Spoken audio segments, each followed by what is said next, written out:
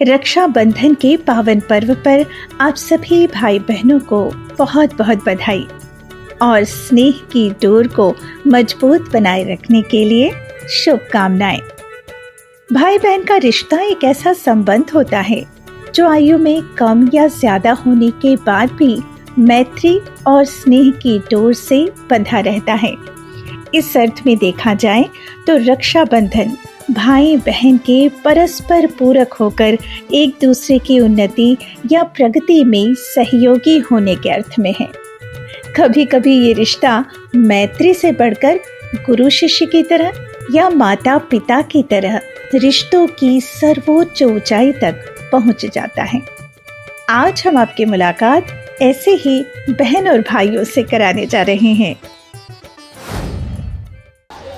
दर्शन के लोक व्यापीकरण का काम तो कई जगह चल रहा है, चेतना विकास मूल्य शिक्षा का भी काम चल रहा है, पर शोध का काम जो यहाँ शुरू हुआ है वो बहुत ही अच्छा है। चेतना विकास मूल्य शिक्षा के आधार पर शोध का कार्य हो, ये मैं चाहती हूँ और तो ये बहुत ही अच्छा लग रहा है। 6 महीने का अध्ययन शिविर यहाँ होता ही है, तो आगे यहाँ चेतना विकास मूल्य शिक्षा पे शोध होगा।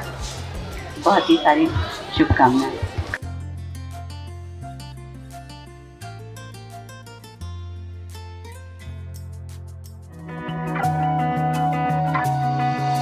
रहते हैं ये खुश हमेशा करते ये काम खरे, एक दूजे के बन के पूरक साथ साथ बढ़ते रहे, हंसते खिलखिलाते भावों से भरे, खुशियाँ बिखेरे घर घर, खुशियों के एम्बेसडर, खुशियों के एम्बेसडर, खुशियों के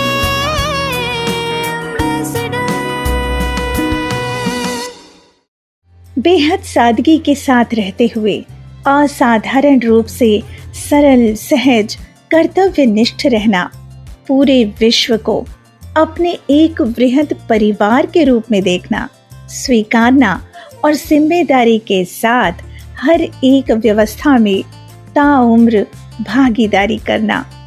आमतौर पर ऐसे व्यक्तित्व को महान होने की संज्ञा दी जाती है, लेकिन वे अपनी महानता को बड़ी विनम्रता से अस्वीकार करती हैं। और दीदी हमारी अविवाहित हैं, वो कहना चाहिए वो भी एक महात्मा ही हैं। पूरी तरह से पूरे घर को वही मैनेज करती हैं और हम लोग को कुछ करने भी नहीं देती। वो मातृ स्नेह जिसको कहते हैं, भले मेरे से वो छोटी हैं लेकिन मातृ स्नेह जो है ना, वो माता जी के बाद उन्हीं से मिल रहा है। हम तो सही बताएं, ये मेरे सामने की तो बात नहीं है, ये पिताजी और दीदी के सामने की बात है।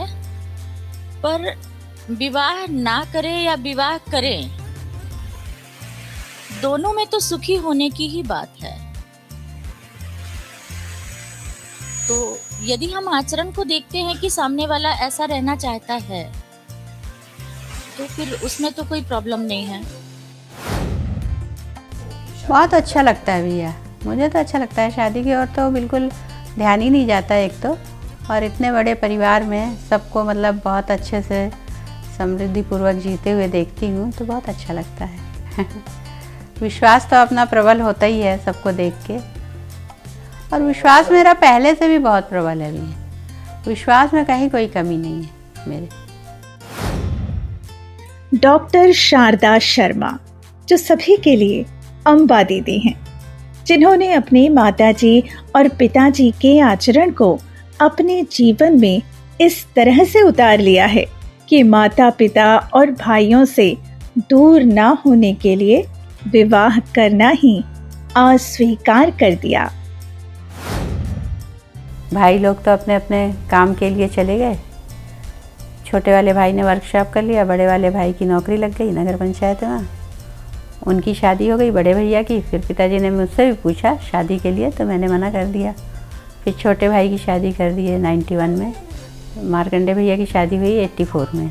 शादी हुई, बच्चे हुए, तो बच्चों को बड़ा करने में भी मेरा बहुत बड़ा योगदान रहा। वर्षा, गुड्डू, अंकु, टुन्नू, सोनी, छोटी, तो ये सब भी बहुत अच्छे से पढ़ लिख के अब अपनी अपनी जगह पहुंच चुके हैं। मैंने तो ये संकल्प लिया था कि अब इस दर्शन के अनुसार ही अपनी पूरी ज़िंदगी वो करूँगी, इसी को समझ के इसके अनुसार ही जीने का प्रयास करूँगी। और मुझे लगता है कि ये मैं अपनी जिम्मेदारियों का निर्वाह करते हुए, दायित्व और कर्तव्यों का निर्वाह करते हुए बहुत अच्छे ढंग से अभी तक तो जी लिए हैं। मध्यस्थ दर्शन के प्रणेता श्री ए नागराज जी की एकमात्र बेटी अम्बा दीदी ने अपने वृहद जीवन विद्या परिवार की सेवा के लिए अपने जीवन का एक एक पल लगा दिया। आचरण इतना निश्चित कि सोने का समय चाहे जो भी हो, सुबह 4 बजे उठने से लेकर पूरी दिनचर्या किसी आदर्श टाइम टेबल की तरह बनाई जा सके। माता पिता का कर्नाटक के हासन जिले के ग्राम अग्रहार से सुदूर अमरकंटक आना किसी त्याग बलिदान की कथा से कम नहीं है। माता पिता के इसी त्याग की छाप अम्बा दीदी पर बचपन से पड़ गई थी। श्रृंगेरी मठ के जो शंकराचार्य जी थे उनसे इनको दीक्षा दिलवा दी कि भाई ये तुम्हारे गुरु हैं, इनके अनुसार चलो, तुम्हारे प्रश्नों के उत्तर मिल जाएंगे। तो पिताजी ने कहा ठीक है। फिर वो अपने गुरु के पास श्रृंगेरी मठ जाते रहे। फिर वो अपने गुरुजी से पूछते रहे प्रश्नों को। तो बोले कि नहीं, तुम्हारे प्रश्नों का उत्तर मैं नहीं दे पाऊँगा, तुम नर्मदा के किनारे जाओ, वहाँ तुम्हारे सब प्रश्नों का उत्तर मिल जाएगा। तो फिर पिताजी ने देखा मैप में, उस समय मैप ही था, मैप में देखे नर्मदा के किनारे कहाँ जाएं। तो मैप में देखे कि अमरकंटक उद्गम स्थली है, तो उनको लगा कि अब नर्मदा के उद्गम में ही चले जाना चाहिए। अपने माता जी को बोला उन्होंने कि तुम यहाँ रहो, अपने माता पिता के पास उनकी सेवा करो, मैं फिर कुछ दिनों के लिए जाता हूँ, साधना करके आ जाऊँगा। तो माता जी ने बोला कि मेरा विवाह तुम्हारे साथ हो गया है, तो अब मैं तुम्हारे साथ ही चलूँगी।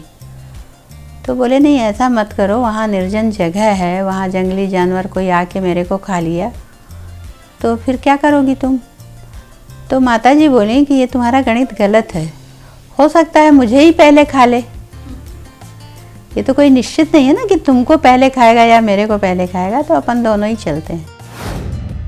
तो उन्होंने मैप में देख के अमरकंटक पेंड्रा रोड पहुँचे। पेंड्रा रोड से फिर वो पैदल चलकर अमरकंटक आए, क्योंकि गाड़ियाँ तो थी नहीं कोई। अमरकंटक आए, अमरकंटक में लाइट नहीं और ठंड का समय बहुत। तो पहुँचे, सुबह हुई, सुबह देखे कि अब क्या करेंगे, दाना पानी कुछ खाने के लिए कुछ नहीं है। तो पिताजी ने तय किया कि अपन लोग 5-6 दिन ऐसे ही नर्मदा जल पी के रहते हैं। फिर उन्होंने नर्मदा जल पी के 5-6 दिन रहे। फिर जंगल गए। जंगल में उस समय बहुत फल होते थे, जंगल में तेंदू है, अमरूल है, चार है, बेर है, आम है, ये सब बहुत होते थे।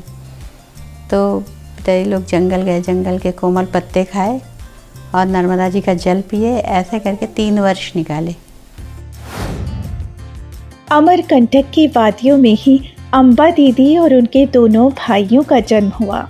तब अमरकंटक एक छोटे से गांव के रूप में घने जंगलों से आच्छादित था और उसमें पिता ए नागराज जी अस्तित्व की सच्चाई को जानने के लिए साधनारत रहते थे। लेकिन इस दौरान भी वे परिवार की जिम्मेदारी बखूबी निभाते रहे। पिताजी आए सन 50 में, मेरा जन्म हुआ 57 में। तो 65 के बाद का याद है कुछ, मतलब मैं 6-7 वर्ष की याद रही होंगी तब से। तो पिताजी हम लोगों के साथ काफ़ी समय गुजारे हैं। रात को साधना का समय होता था उनका, और बाकी सोने का अभ्यास कम था उनको, 3-4 घंटे ही सोते थे। उसके बाद हम लोगों के साथ पूरा समय देते थे। हम लोगों के साथ खेलना, हम लोगों को जंगल लेकर जाना, वहाँ के फल खिलाना, वहाँ के फलों की पहचान कराना। फिर वहाँ से हम लोग सब, माताजी पिताजी तो लकड़ी लेकर आते थे, हम लोग भी शौक़ से बोलते थे हम लोग भी ले जाएंगे लकड़ी। तो हम लोग भी तीनों, मेरे 2 भाई और मैं, तो हम लोग भी लकड़ी लेकर आते थे। वनौषधियों की पहचान कराते थे वो उस समय। तो हम लोग लेकर घर आते थे, उस समय ठंड होती थी बहुत, तो आग के बिना कोई नहीं रह सकता। दीदी मैं पिताजी सब मिल के सब बनाते थे। और क्या था अमरकंटक में उसमें भैया औषधियाँ पर्याप्त मात्रा में थी, पर्याप्त। आज की तारीख में हम जो चीज़ खोजना चाहेंगे एक भी नहीं है। हम लोग बचपन में जब दोपहर की छुट्टी होती थी, मिडिल में जब मैं पढ़ता तब की आप बता रहा हूँ, 5वीं से 8वीं तक के बीच के जो अच्छे से याद मेरे को, यहाँ एक कंद होता था, उसको मलाई कंद बोलते थे। हम लोग सब बच्चे दौड़ते जाते थे, उसको खोदते थे, ला के नर्मदा में धोते थे, उसके बाद उसी को खाते थे। दोपहर का हम लोग का भोजन वही हुआ करता था और उसके खाने वाले भूख ही नहीं लगती थी।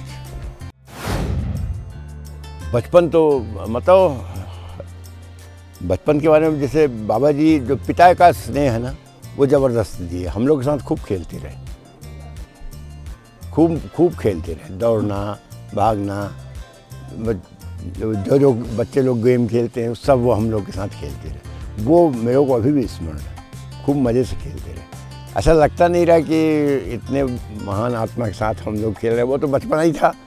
बिल्कुल उसी सामान्य पिता की तरह हम खेलते रहे, इसमें दो बात नहीं। गजब। माताजी नागरत्ना जी की याद करते हुए अम्बा दीदी कृतज्ञता के भाव से भर जाती हैं। माताजी अपने लगातार बढ़ते परिवार को सतत रूप से अपनी ममता, सेवा, सत्कार से सींचती रहीं, जिसका परिणाम रहा कि वही गुण 10 के 10 अम्बा दीदी में आ गए। तो माताजी का ही अधिक रोल रहा हम लोगों को बड़ा करने में। मतलब वो किस ढंग से की होंगी, क्योंकि 5-6 वर्ष की बात है, और किस ढंग से हम लोगों को बड़ा की, क्योंकि उस समय ऐसे साधन बहुत तो नहीं थे अमरकंटक में, क्योंकि हम लोग भी 6-7 वर्ष के थे तब से याद है।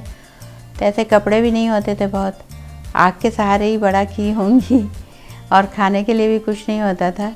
तो उस समय जो भी खिलाई हम लोगों को, जैसा भी बड़ा की, तो उसी का परिणाम मैं सोचती हूँ कि हम लोग बहुत स्वस्थ हैं अभी। मेरी उम्र 67 की हो गई, मेरे को तो लगता है 40-45 साल हो गए मुझे बुखार नहीं आया होगा।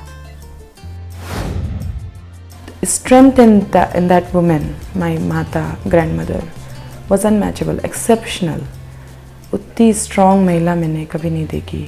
और मेरी बुआ भी बहुत स्ट्रॉन्ग है, बट मेरी दादी जैसी।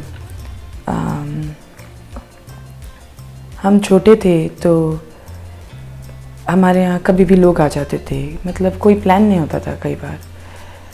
और मेरी दादी कभी ऐसा नहीं हुआ कि ये कम पड़ जाएगा, ये ज़्यादा हो जाएगा, ये क्या खाएंगे। बिकॉज़ उन्होंने कभी बोला नहीं, हमने कभी नोटिस नहीं किया। उससे अभी मुझे लगता है, अब जब मैं हाउस होल्ड मैनेज करती हूँ तो मुझे रियलाइज़ होता है कि वो कैसे करते थे। मतलब वो इतना स्मूथ फंक्शनिंग था, तो वो मुझे बहुत ही इम्प्रेसिव लगता है। तो the idea of a strong women जो आजकल लोग बात करते हैं, you know, there is a Western idea of strong women, and then when I see amazing women in my house, and my bua, mummy, chachi, and my in general my parents, mata, I feel like they are actually doing the work. Yeah. आज अम्बा दीदी जीवन विद्या से जुड़े देश भर के हर एक सदस्य को अपना भाई और बहन मानती हैं, और यही वजह है कि जो भी उनके संपर्क में आता है वो उनका अपना हो जाता है, घर के एक और सदस्य की तरह। साधन भैया के आने से बहुत फ़र्क पड़ा भैया। साधन भैया में मैंने देखा कि कोई किसी तरह का छुपाव दुराव, कोई रहस्यता कुछ नहीं था। जो था सबको बताते थे, सबसे स्पष्ट रहते थे वो, भाइयों से भी, माताजी से भी, पिताजी से भी, मेरे से भी। तो माताजी को बहुत विश्वास था साधन भैया के ऊपर, और वो पिताजी को बोलती थी कि ये कुछ करेगा। तो मैं देखती थी कि माताजी बहुत खुश हैं उनसे। तो बस फिर उसके बाद उन्होंने समझना शुरू किया, समझ के फिर उन्होंने समझाना शुरू किया। फिर 2006 में उनकी शादी हो गई। तो महिमा भी बहुत अच्छी थी, बहुत अच्छी। हम लोग मतलब 25, शादी के बाद 15 साल और शादी के पहले साजन भैया 10 साल रहे। इस ढंग से 25 साल वहाँ रहे। 25 वर्ष में हम लोगों के बीच में कोई तू मैं नहीं हुआ और बहुत पारदर्शिता रही। ऐसे तो मुझे सभी को ही लगते हैं भैया, जैसे नहीं भैया का परिवार है, ऐसा मुझे तो नहीं लगता। मतलब मुझे कोई ऐसा नहीं लगता कि वो अधिक श्रेष्ठ हैं या आप लोग नेष्ठ हैं, ऐसा नहीं लगता। मुझे तो ठीक लगता है। मतलब परिवार की स्वीकृति के बारे में बताई कि उनके बारे में, उनके लिए सबकी स्वीकृति थी। अंजनी भैया के परिवार से जब मैं मिली तो मुझे तो बहुत अच्छा लगा भैया। अंजनी भैया, रंजीत भैया, राजा, मैं तो मतलब मेरा कोई भी काम, बहुत दिनों से कोई भी काम है ना, मेरा काम, सब काम राजा भैया करते हैं और किसी बात में ना नहीं है भैया। बहुत बहुत अच्छा लगता है कि इस जन्म में इतना अच्छा गुरु दीदी सब में तो मिल गए, इसको खोना नहीं चाहती हूँ। ऐसा लगता है कि नेक्स्ट यात्रा में भी यही मिल जाए मेरे को। तो ये रही अम्बा दीदी, जिन्होंने भाई बहन के रिश्तों में पवित्रता के साथ खुशहाली को बनाए रखने के लिए अपना सर्वस्व अर्पण कर दिया है और बिखेर रही हैं खुशियाँ पूरे समाज में सादगी के साथ। तो बने रहिए हमारे साथ और हमारे चैनल को सब्सक्राइब कर लीजिए और हाँ, बेल आइकॉन प्रेस करना ना भूलिएगा। तो फिर मिलते हैं अगले सप्ताह इसी दिन इसी समय। तब तक के लिए नमस्कार।